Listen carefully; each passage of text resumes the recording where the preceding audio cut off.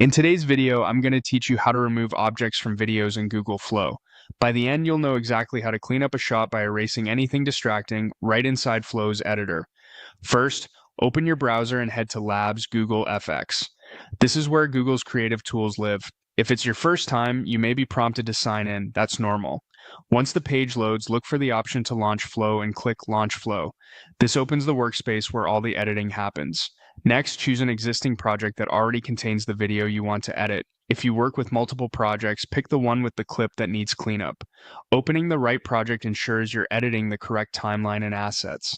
Inside the project, click on the video you want to modify. This brings the clip into the editor so you can work directly on it. Take a quick moment to play a few seconds and confirm the object you want to remove is clearly visible in the frames you'll be editing. Now, find and click the Remove tool. This feature is designed to intelligently track the selected object across your clip and fill in the background so the removal looks natural.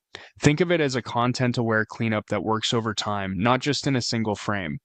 With the Remove tool active, click and drag to fully select the object you want gone. Be thorough here, include the entire object edge to edge. If it moves, make your selection generous so Flow has enough context to track it. Zooming in can help you be precise, especially around fine details like hands, logos, or thin edges.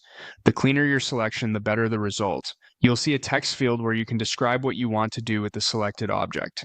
Type a short, clear instruction such as remove the coffee cup, erase the microphone, or cleanly remove the person in the background. Keep it concise and specific. Naming the object helps Flow understand your intent. Finally, click Generate.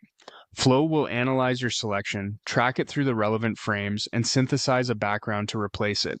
This may take a moment depending on clip length.